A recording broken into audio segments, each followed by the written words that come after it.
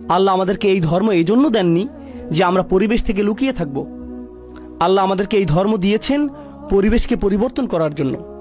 এজন্যই আসলে তিনি এই ধর্ম প্রদান করেছেন। এই ধর্ম ফিতনা থেকে পালিয়ে যায় না, বরং ফিতনাকে নির্মূল করে দেয়। এই ধর্মটির ভূমিকা এটাই। এজন্যই আল্লাহ এটাকে বলেছেন আমাদের পিতা ইব্রাহিম আলাইহিস সালামের মিল্লাত, দিন বা ধর্ম। ইব্রাহিম আলাইহিস সালামের চারপাশ শিরকে পরিপূর্ণ ছিল, আর তিনি প্রতিনিয়ত এটাকে প্রশ্নবিদ্ধ করেছিলেন। তিনি প্রতিনিয়ত প্রশ্ন করেছিলেন আর এটাকে চ্যালেঞ্জ করেছিলেন। আমরা ইব্রাহিম আলাইহিস সালামের ধর্মকে ধারণ করতে পারবো না যদি আমাদের অভ্যন্তরে এমন কিছু না থাকে যা আমাদের ঈমানকে পরিচালিত করে। আমার সাথে সাথে শুধু এই বিষয়টি চিন্তা করুন, সেই মানুষেরা যারা সর্বপ্রথম কোরআন শুনেছিল, আমরা এই বিষয়ে সাধারণত চিন্তা করি না যে যখন কোরআন নাজিল হচ্ছিল অধিকাংশ মানুষ যারা কোরআন শ্রবণ করেছে তারা মুসলিম ছিল না। যখন কোরআন প্রথমে নাজিল হচ্ছিল আর রাসূল সাল্লাল্লাহু আলাইহি ওয়াসাল্লাম আয়াত তেলাওয়াত করছিলেন, বেশিরভাগ কান যেগুলোতে কোরআন প্রবেশ করছিল সেগুলো মুসলিমদের কান ছিল না।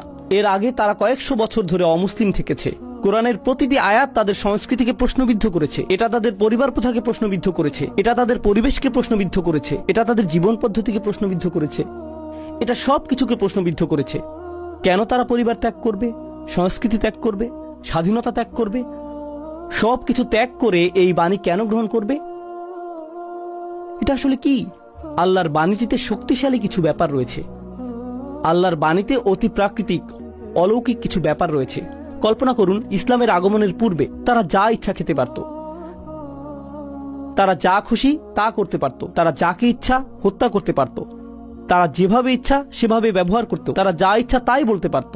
এরপর ইসলাম আসলো এবং সীমাবদ্ধতা আরোপ করলো। তারা কি খেতে পারবে, কাকে তারা বিবাহ করতে পারবে, তাদের আচরণ কেমন হবে, কিভাবে তারা ব্যবসা করবে। কেন আমি এই সকল সীমাবদ্ধতা মেনে নিচ্ছি? আমি তো এর আগে স্বাধীন ছিলাম, কেন আমি এর অনুসরণ করছি? এটা অতিরিক্ত কঠোর। প্রসঙ্গক্রমে আপনি এখন মুসলিম তরুণদের কাছ থেকে এই একই রকমের প্রশ্ন শুনবেন। মুসলিমরা বলে ইসলাম অনেক বেশি কঠোর, এটা অনেক বেশি সীমাবদ্ধকারী। আর আমি বলি আপনার এই প্রশ্ন নতুন না। প্রকৃতপক্ষে মুশরিকরা এই প্রশ্নটি কয়েক হাজার বছর আগে তুলেছিল। 1500 বছর আগে যখন কোরআন প্রথম নাজিল হয়, কেন আমি ধর্মটি গ্রহণ করব যা আমার উপর সীমাবদ্ধতা চাপিয়ে দেয়, যেখানে আমি এটা ছাড়া মুক্ত থাকতে পারি? শিরক অনেক বেশি সহজ, মুশরিক হওয়াটা অনেক বেশি উদারপন্থী, যেখানে ইসলাম অনেক বেশি রক্ষণশীল, তাই না? প্রশ্ন হলো কেন তারা এটা গ্রহণ করলেন? তারা শুধু এটা গ্রহণই করলেন না, বরং এর জন্য জীবন দিতেও প্রস্তুত ছিলেন। তাদেরকে নির্যাতন করা হয়েছিল, প্রহার করা হয়েছিল, কিন্তু তাদেরকে ইসলাম মুক্ত করা যায়নি। তাদেরকে দ্বিখণ্ডিত করে ফেলা হয়েছিল, কিন্তু তারা লা ইলাহা ইল্লাল্লাহ ত্যাগ করেনি। কি ঘটে যাচ্ছে এখানে? এমনকি তাদের পরিবার তাদের কাছে এসে বলেছে, কুনতা ফিনা মারজুয়া, আমরা তোমাকে ভালোবাসতাম, তোমার প্রতি আমাদের আশা ভরসা ছিল, কেন তুমি এরকম হয়ে গিয়েছো? তোমার ভেতরে কোন জিনিসটা পরিবর্তিত হয়ে গিয়েছে? কোনো একটা জ্ঞান তাদের কাছে এসেছিল যার দ্বারা তারা বাইরের মিথ্যাগুলোকে দেখতে পারছিলেন। এরপর এখন তারা সত্যের প্রতি দৃঢ় প্রতিজ্ঞ। এটা শুধু তখনই ঘটবে যখন কারো ভিতরে বাসীরহ থাকবে। তারা নিজেরাই দেখতে পারে যে এটা আল্লাহর বাণী, তারা নিজেরাই অনুভব করতে পারে যে এটা আল্লাহর বাণী। পৃথিবীতে অনেক মুসলিম রয়েছে, কোটি কোটি মুসলিম রয়েছে সারা পৃথিবী জুড়ে।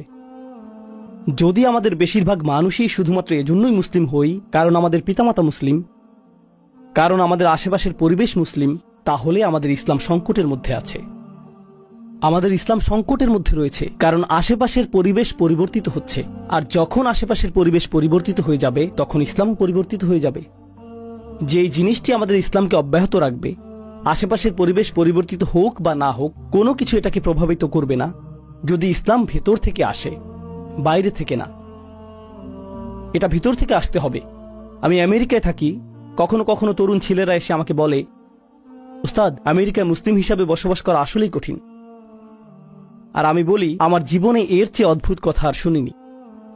আমেরিকায় মুসলিম হিসাবে বসবাস করা খুবই কঠিন। যখন 2+2=4 হয়, এটা ত্রিনিদাদে মেনে নেওয়া কঠিন না যে 2+2=4।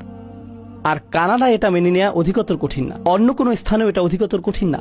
আগুন উত্তপ্ত, আমেরিকাতে আগুনে হাত দিয়ে আসলেই অনেক কঠিন। না না না, আগুন উত্তপ্ত, তা যেখানেই থাকুক না কেন। সত্য তো সত্যই। আশেপাশের পরিবেশ আমার ঈমানকে দুর্বল করে দিবে। জানেন এই ধারণাটির মানে কি?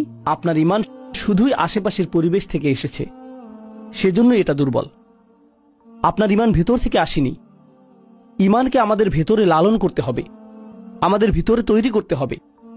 একমাত্র সেভাবে তা আসবে যেভাবে এটা প্রথমবার এসেছিল।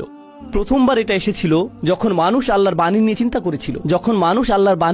করেছিল, রাসূলুল্লাহ সাল্লাল্লাহু আলাইহি ওয়াসাল্লাম কোরআনের আয়াত তেলাওয়াত করেছিলেন। মানুষ চিন্তা করেছিল যে এই কথাগুলো আসলে কি, তিনি কি বলছেন। আর যত বেশি তারা এটা নিয়ে চিন্তা করেছিলেন, পৃথিবীকে তত নতুনভাবে আবিষ্কার করেছিলেন। এরপর আপনি আশেপাশের পরিবেশকে জাহান্নাম বানিয়ে ফেলতে পারেন, তারা ইসলাম ত্যাগ করবে না। আপনি পরিবেশকে নির্যাতনময় করে তুলতে পারেন, তারা ইসলাম ত্যাগ করবেন না। আপনি তাদেরকে গৃহহীন করে দিতে পারেন, তারা ইসলাম ত্যাগ করবেন না। আপনি তাদের প্রিয়জনকে ঘৃণিত জনে পরিণত করে দিতে পারেন, তারা ইসলাম ত্যাগ করবেন না। কোনো কিছুই তাদেরকে ইসলাম ত্যাগ করাতে পারবে না।